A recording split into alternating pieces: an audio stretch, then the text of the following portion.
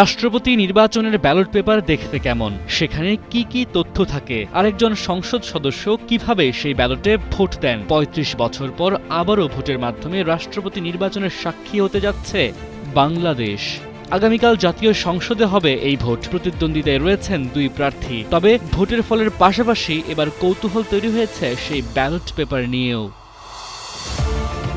নির্বাচন কমিশনের তথ্য অনুযায়ী রাষ্ট্রপতি নির্বাচনের ব্যালট পেপারে থাকবে দুটি অংশ, একটি মুড়ি অংশ এবং অন্যটি মূল ব্যালট পেপার। মুড়ি অংশে থাকবে তিনটি গুরুত্বপূর্ণ তথ্য: ক্রমিক নম্বর, সংসদ সদস্যের নাম এবং বিভক্তি নম্বর। এর সঙ্গে থাকবে একটি খালি জায়গা, যেখানে ব্যালট গ্রহণের সময় সংশ্লিষ্ট সংসদ সদস্য নিজের পূর্ণ নাম ও স্বাক্ষর করবেন। এরপর মূল ব্যালট অংশে থাকবে রাষ্ট্রপতি পদে প্রতিদ্বন্দ্বী দুই প্রার্থীর নাম। প্রার্থীদের নামের পাশে নির্ধারিত জায়গায় সংসদ সদস্যরা নিজেদের পছন্দের প্রার্থীর পক্ষে ভোট দেবেন। ভোট দেওয়া শেষে ব্যালটটি নির্ধারিত ব্যালট বক্সে জমা দিতে হবে।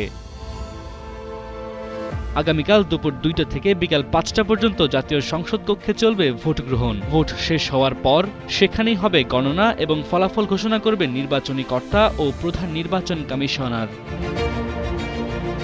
ডেস্ক রিপোর্ট, সময়ের আলো।